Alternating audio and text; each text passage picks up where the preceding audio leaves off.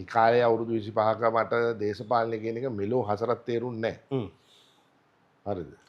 මම උසාවිය යන ගමන් තමයි දේශපාලනය කෙරුවේ. අවුරුදු මං හිතන්නේ 10ක් 12ක් මං උදේ උසාවිය යනවා දැහන්දවරුේ දේශපාලනේ ඉන්න හේතුවක් තියනවද? ඒකට එක හේතුවක් වෙන්න ඇති අපේ පවුල දේශපාලන පවුලක්නේ. මගේ මං කියවනේ මගේ මවගේ පියාගේ මවගේ සහෝදරයා අයිඑම්ආර් ඉරිගොල්ල මහත්තයා කියලා. ඉතින් ආ දේශපාලනට මට එදා ඉඳන් ලොකු ආසාවක් තිබුණා. ඉතින් ඒකත් වෙන්න ඇති මේකට එන්න. නමුත් පසු කාලීනව මේක අහම්බුවක් සිද්ධ වුණා ශ්‍රී ලංකා නිදහස් පක්ෂයත් එක්ක වැඩ කරන්න. කොහොමද ඒ අහම්බුව සිදු වෙන්නේ? සිදු වෙන්නේ මං නීති විද්‍යාලේ ඉන්න කාලේනේ මම ශ්‍රී ලංකාව එක්ක සම්බන්ධ වෙන්නේ.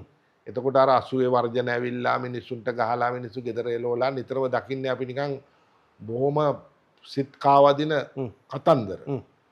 ඉතින් ඒ නිසා තමයි මං හිතන්නේ මම ඒට ආණ්ඩු බලය තියෙන පැත්තට එරෙහි පැත්තකට තල්ලු වෙන්නේ. ඒක හරි අමාරු තීන්දුවක්.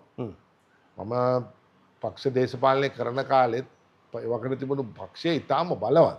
එක්සත් ජාතික පක්ෂය ලොකු බලවත්. හැම පැත්තෙම චන්ඩිකමින් බලවත්, ධනයෙන් බලවත්, පුද්ගලයින්ගෙන් බලවත්, රාජ්‍යයෙන් බලවත්, රාජ්‍ය සේවය ඒගොල්ලන්ට යට වෙලා හිටියා. මේ අද වාගේ දැන් වාගේම එහෙම තමයි.